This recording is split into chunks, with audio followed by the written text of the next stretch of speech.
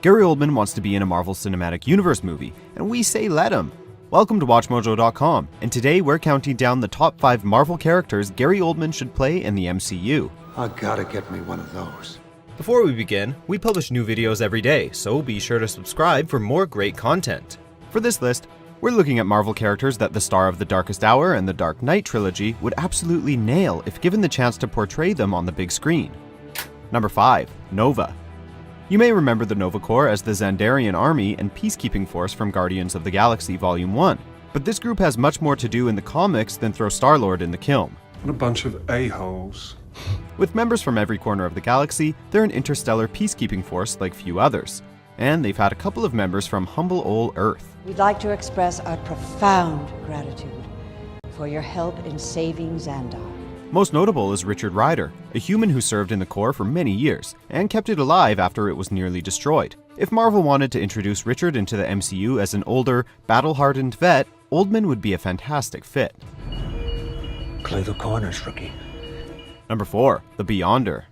But then again, an actor with Oldman's range and screen presence would also be a great choice to play a more powerful character. And it doesn't get much more powerful than this. I like a wager, but I like the concept of winner take all. An ancient being of almost limitless cosmic power, this enigmatic figure kickstarted the original Secret Wars storyline when he kidnapped a number of Marvel heroes and villains so that he could more closely observe the never-ending battle between good and evil. Think of Q from Star Trek: The Next Generation, and you're not far off. If you think I tormented you in the past, my little friends, wait until you see what I do with you now. If Marvel wanted to adapt the Secret Wars storyline, we could easily see him landing the role. Number 3. Galactus. We'd definitely be excited to see Oldman play the Devourer of Worlds himself, complete with his iconic armor and fashionable headwear. But it also pays to remember the character's time as a normal being. Before becoming the scourge of the spaceways, the big bad was a human-like being named Galen, an inhabitant of a universe that preceded our own. I am a little disappointed. Playing the last survivor of a dead universe, one transformed into a being that must destroy worlds in order to survive, sounds like a thespian's dream if handled properly. And Oldman would probably sink his teeth into a character with as much tragedy and pathos in his origins as this. I did my waiting! 12 years of it!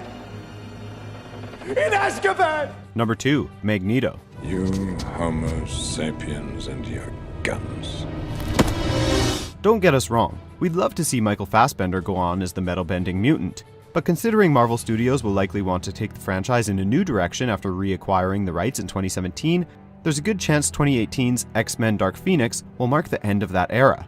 What better way to garner excitement around a new X movie than with Gary Oldman acting as the lead antagonist? We'd love to see what Oldman would bring to the role and what he'd do differently to differentiate his take on this character. Number 1. Norman Osborn. Above absolutely all else, there's one thing we know that Gary Oldman can always play, and that's crazy people. Few other actors can pull off an air of unhinged menace like he can, and if you need proof of that, just watch Léon the Professional or his brief but memorable role in True Romance. Well, that makes us practically related.